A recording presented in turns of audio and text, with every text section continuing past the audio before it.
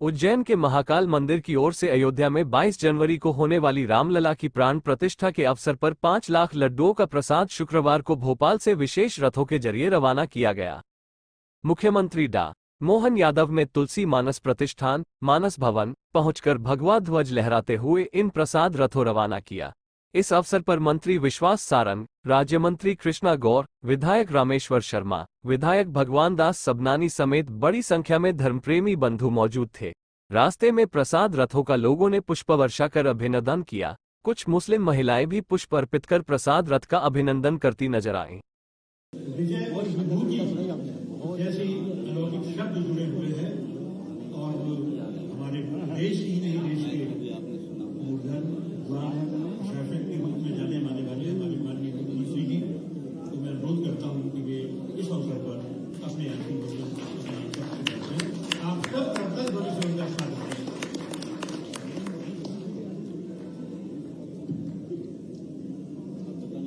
जिनके निमित्त हम भेज रहे हैं और मानस भवन है उनका जयकारा लगा लें।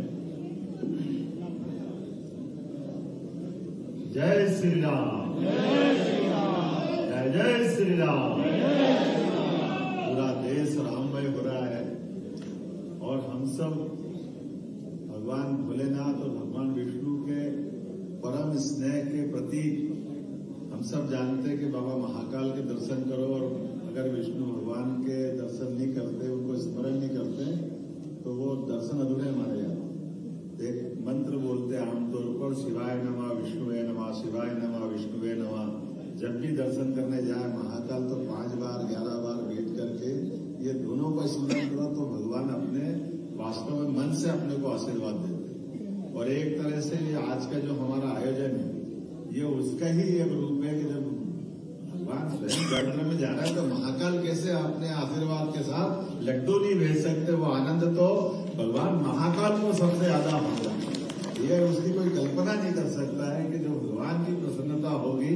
हम सब जानते हैं कि ये एक बार नहीं, उज्जैन और अपने मध्य प्रदेश की धरती से 2000 साल पहले भी यही घटना घटी और ये मुझे नहीं, मुझे तो अवैधनाथ जी के शिष्य और वर्तमान में उत्तर प्रदेश के मुख्यमंत्री माननीय योगी आदित्यनाथ जी ने बताया कि ये जो वर्तमान की अयोध्या का रूप है या इसका जो स्वरूप भौगोलिक दृष्टि से ये 2000 साल पहले सम्राट विक्रमादित्य के काल में ये पूरी अयोध्या को जीर्णोद्धार करके वापस नया रूप देकर और ये जो मंदिर भी 84 काले कसौटी का खंबे वाला मंदिर, ये मंदिर भी सम्राट विक्रमादित्य द्वारा बनवाया गया है।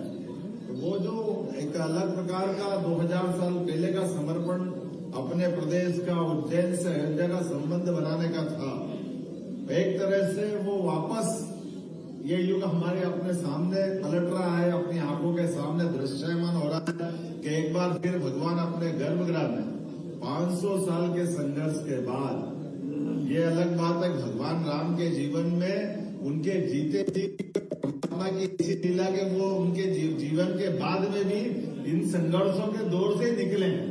आज भी कई सारे पता नहीं कितनी प्रकार की आत्माएं घूमती है, भगवान उन सबको भी एक तरह से सद्बुद्धि प्रदान करे, कैसा भाव लाते हैं। आज भी भगवान के गर्भगृह में प्रवेश करने के मामले को भी जाने अनजाने क्यों विवाद में बनाते, परमात्मा ही जाने। मंदिर बनाने वाले मंदिर बना रहे हैं, भगवान की प्रतिष्ठा करने वाले प्रतिष्ठा करा रहे हैं। अब प्रेम से निमंत्रण दो तो निमंत्रण पे भी प्रश्न उठाते और निमंत्रण ठुकराने के भाव लाते हैं। क्या दुर्भाग्य परमात्मा, ऐसा अभागा तो कोई पृथ्वी पे कौन हो सकता है। लेकिन ये अभागे तो है ही है और एक बड़े दल के नेतृत्व करता भी। चलो भगवान हम तो उनको भी सद्भावना की कामना करते हैं, महाकाल उनको भी सद्बुद्धि दे। हो सकता 22 तारीख तक समझ में आ जाए, वो भी कहीं दर्शन के स्वरूप को निहारे, वो भी इस पूरे भाव को माने। और मानस भवन सच्चे अर्थों में भगवान ने तो अपना जीवन पूरा किया, लेकिन महर्षि वाल्मीकि के माध्यम से उनके जीवन के विविध प्रसंगों को जिस प्रकार से जन जन तक पहुंचाने का काम हुआ है, सच्चे अर्थों में ये बात बिल्कुल अद्भुत है। वाल्मीकि जी के बाद में तुलसी रामायण तक बहुत सारे प्रकार के रामायण और पूरे जीवन के सभी प्रसंगों को रोम रोम तक समाने भगवान राम को तो आए और गए में 17 लाख साल हुए, लेकिन 17 लाख साल बाद भी वो घटना ऐसी लगती जैसे कल की बात। उससे सीखने का प्रसंग अभी हाल धारण करो। कितने प्रकार के एक व्यक्ति जीवन से अपने अलग अलग रूप दिखा सकता है, वो केवल श्री राम ही हो सकते, जिनने मर्यादा का जो विविध रूप दिया। और हमारा सौभाग्य, सनातन संस्कृति तो हमको भगवान और राम और कृष्ण से जोड़ती। मर्यादा का पाठ, मर्यादा धारण करने के लिए भगवान श्री राम का अलौकिक दिव्य भव्य स्वरूप हमको दिखाई देता, और मर्यादा का पालन कराने का अधिकार भी भगवान कृष्ण के माध्यम से, कि कोई मर्यादा तोड़ के देखे, भगवान श्री कृष्ण उसको अपने आप में मर्यादा लाने के लिए वो सारे प्रसंग जोड़ते हैं, जिनमें वो अपने जीते जी भगवान के रूप में धारण हो जाते हैं, भगवान के रूप में माने जाते हैं। तो मैं आज के इस अवसर पर, चूंकि अवंतिका वो धाम है, जिनने हम सब जानते हैं कि अवंतिका का एक लघु रूप ऐसा भी माना जाता है कि पूरी सृष्टि किसी ने नहीं देखी हो, पूरी पृथ्वी नहीं देखी हो, तो उज्जैन देख ले। उज्जैन में वो लघु रूप में वो सारी चीजें दिखाई देती है, जिसके कारण से पूरी पृथ्वी पे, दुनिया में 7 सागर, भारत में अपने आप में उज्जैन में वो 7 सागर से वो अपने आप ध्यान दिला देते हैं। 84 लाख योनियों का शरीर है, 84 महादेव का मंदिर है। काल की, समय की सीमा है हर एक किसी की, जिसने प्राण धारण किए और आने और जाने का काम सबका नियत है, ना कोई पहले ना कोई बाद में, ना उसके हाथ में है आना, ना उसके हाथ में जाना। ऐसे काल प्रकार से जैसे 5100 साल पहले भेंट द्वारका अगर डूबी हुई रूप वहां दिखाई देता। अब नासा आज कार्बन डेटिंग पद्धति से उसकी आयु की गणना करके बताती है कि हाँ ये घटना हुई थी और ये उसके अवशेष, जैसे उसी प्रकार से जैसे हमको राम सेतु के अवशेष मिलते हैं, उसको भी नासा बताता। तो ये कपोल कल्पित घटना बताने वालों को, उनको आईना दिखाने का काम करती है हमारी सारी ऐतिहासिक घटनाएं, और ये प्राचीन ज्ञान विज्ञान की इतनी सरिता है। आज के इस अवसर पर मैं अपनी ओर से वास्तव में यशस्वी प्रधानमंत्री को धन्यवाद दूंगा, जिनके संकल्प शक्ति के बाद भगवान राम के उस निर्णय को, अन्यथा सुप्रीम कोर्ट ने निर्णय तो पहले भी किए थे, 3 तलाक का निर्णय हमारे सबके सामने सुप्रीम कोर्ट ने निर्णय किया था कि 3 तलाक के आधार पर फैसला दिया जाता है, लेकिन लागू करने वाली सत्ता के ऊपर चलाने वाले, नियंत्रण करने वाली सरकार में क्या हाल हुए हमको मालूम है। उस कोर्ट के निर्णय को बदल दिया गया, लेकिन अब अपने बीच में वर्तमान में यशस्वी प्रधानमंत्री जो लोकतंत्र को कर रहे हैं, और सच्चे अर्थों में उस लोकतंत्र की सबसे बड़ी शक्ति का भी सदुपयोग करके लोकतंत्र में निर्णय होता है, और इस निर्णय को लागू कराने का दम भी चाहिए। और हमको मालूम है 56 इंच वाले का दम कितना होता है, कैसा एहसास कराता है। और ये वो घटनाक्रम है, जिस घटनाक्रम में ऐसे अवशेष बाकी है जो इस विभक्तिकरण में वो रहा है, इसमें हम सहभागी बने। मेरी अपनी ओर से, भोपाल की ओर से, सरकार की ओर से एक अच्छे कार्यक्रम की मानी रघु जी भाई साहब को बधाई, क्योंकि मानस से अच्छा कौन सा स्थान हो सकता है। आज हम सब उस परमात्मा की उस नए दौर के नए व्यवस्था में प्रवेश कर रहे हैं। हमारी पीढ़ी अपने आप को धन्य मानेगी, जिनने इतने लंबे संघर्ष के बाद भी वो अद्वितीय क्षण के लिए हम अपनी आंखों से निहारेंगे। मैं उम्मीद करता हूं इस अवसर पर एक पुस्तक का विमोचन भी हुआ है, अयोध्या। इसमें भगवान राम के लौकिक जीवन के वो सारे संबंधों के आधार पर अपनी इस अलग प्रकार की दुनिया है कि हम अपने किसी का जन्म मानते हैं, किसी का शरीर मानते हैं, फिर उसके रिश्ते नाते ढूंढते हैं, उसके अलग अलग प्रकार की चीजों को मानते हैं। तो ये पुस्तक का अच्छा प्रकाशन हुआ। मैं इनके प्रकाशक और लिखने वाले डॉक्टर रामगोपाल सोनी जी को बधाई देता हूँ, जिनने कहा कि भगवान राम की नातिन का ब्याह उज्जैन में हुआ था, ये भी एक इतिहास बताया है। और अलग अलग प्रकार के रिश्ते नाते आपने बताया है कि उनका क्या क्या प्रसंग है, कैसे कैसे प्रसंग है।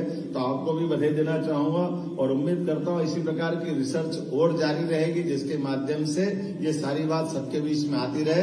एक बार फिर, और आपने भाई साहब ने कहा कि 2 साल का कहीं बचा हुआ है, तो भाई साहब आप तो राम जी की छुट्टियां, राम जी का खेत, अपने हाथ में क्या है, आप ही का तो सब है, क्या दिक्कत है।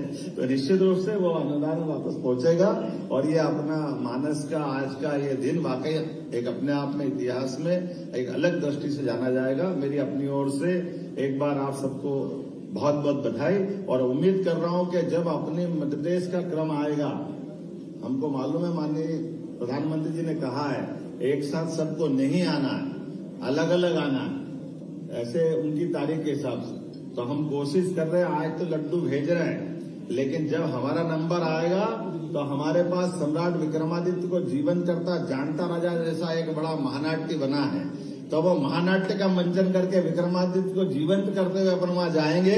ऐसे कल्पना करते हुए मैं अपनी बात को समाप्त करता हूं। जय जय श्री राम।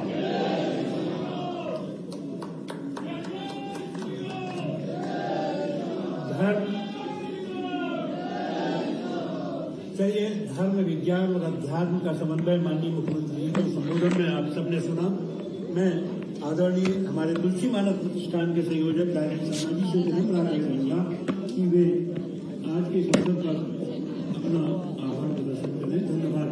आइए आदरणीय श्री राजेंद्र शर्मा।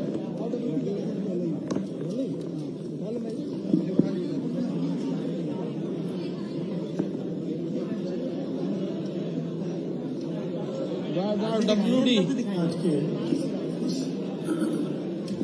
अद्भुत कार्यक्रम में पधारे प्रदेश के यशस्वी मुख्यमंत्री डॉक्टर मोहन यादव जी, यहाँ विराजमान भोपाल शहर के सभी जनप्रतिनिधि और मंत्रीगण, भोपाल की महापौर और यहाँ उपस्थित सभी रामानुरागी और मानस प्रेमी बंधु बांधव, मोहन जी को इस बात का श्रेय है कि उनने मुख्यमंत्री बनने के बाद जो पहला महत्वपूर्ण कार्य संपादित किया है।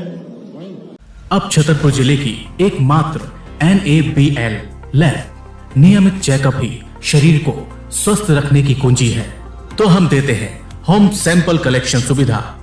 NABL accredited lab, accurate reports, online reports facility.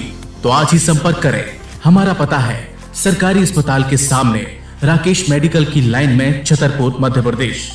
हमें संपर्क करें 8269270401 पर या हमें व्हाट्सएप करें 8269270401।